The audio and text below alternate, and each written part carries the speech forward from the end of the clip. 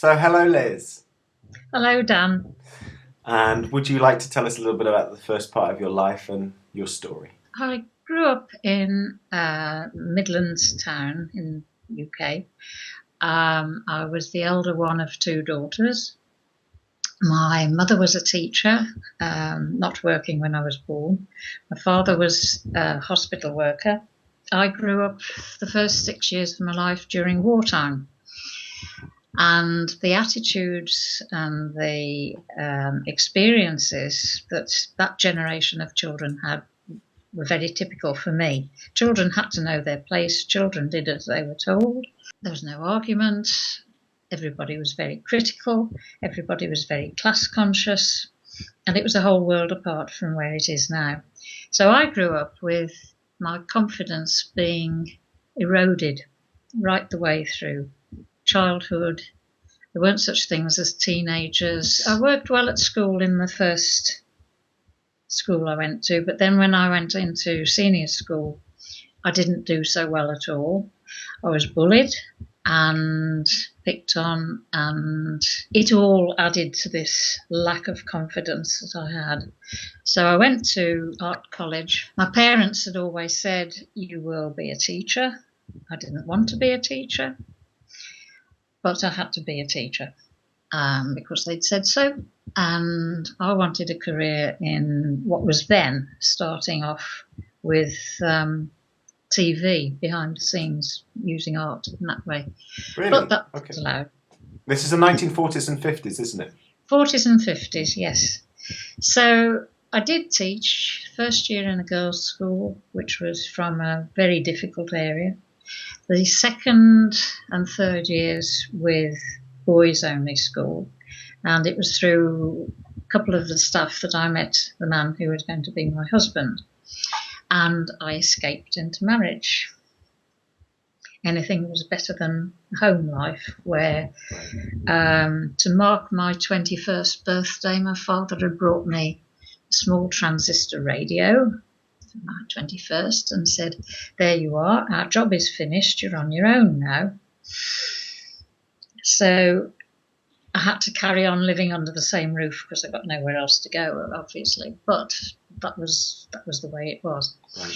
So I escaped into marriage, and my husband, interestingly, was 2 years younger than my parents. We were a generation apart.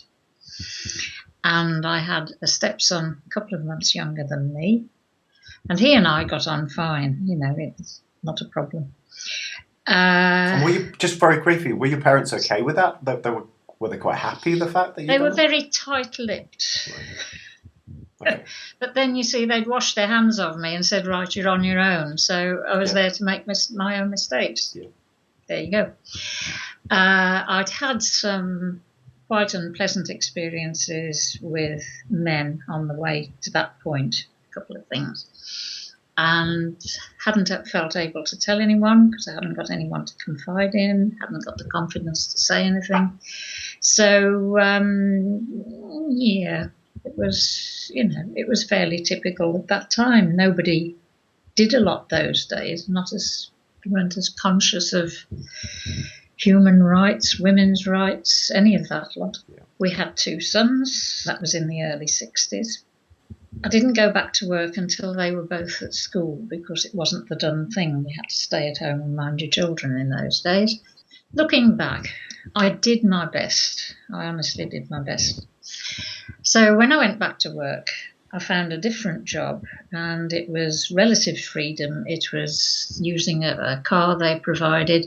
I was visiting schools selling books, which was great. Meant that the boys had books to read, loads of them.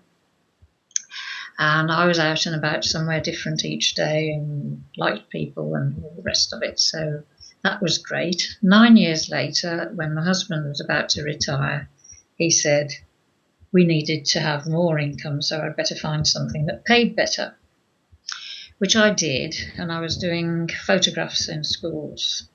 And that was fun, and I enjoyed that. They trained me. I'd never used a camera before. We'd got My husband had got a camera, but he wouldn't let me use it. So it was How did you wing that one? quite interesting. How did you get that job? That's very good of you. I know. I've become a school photographer, but I've never taken a picture before in my life. Yeah, exactly. They Okay. shoved a camera at me and said, "Take a picture." Okay. It was getting the boss who interviewed me said it was a test, and revealed afterwards you can tell a lot by how people position head and shoulders in the frame, which is logical, isn't it? Yep. So that job I thoroughly enjoyed, but then they found ways of reducing the payments. So yes, it sort of fizzled out, and I had to look for something else that paid better.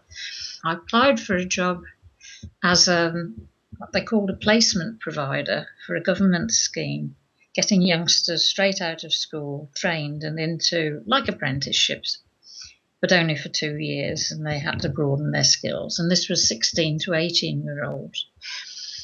And I liked that age group. I really did. My 2 sons were round about that age at the time. And, you can talk, and you can talk intelligently to people, and it was brilliant.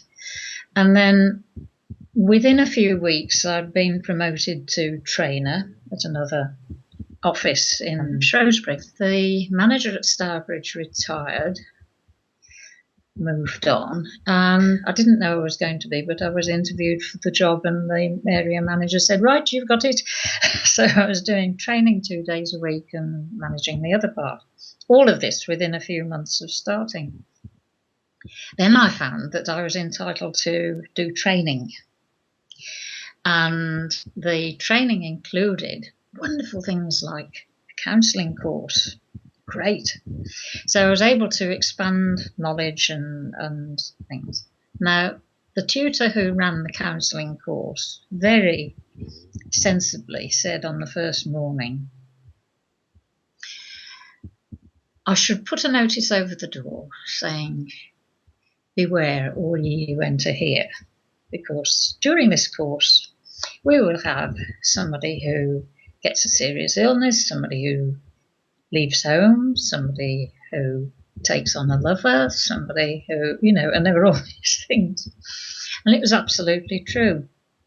And I'd been quite unhappy after about the first 16 years of marriage. So that for the next 8 and 9, I was increasingly unhappy and had got to the point of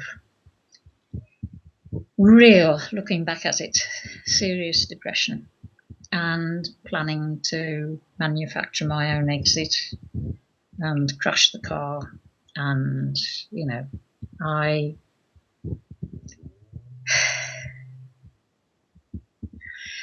I wasn't in a happy place at all. I was put down. I was being bullied by husband and 2 sons, looking back, I suppose. Nothing I did could please them, or, so me being me, I tried to do more. Couldn't argue, I'd never learnt to handle frustration, anger, sorting things out, because my parents they didn't have arguments. So it was a difficult time.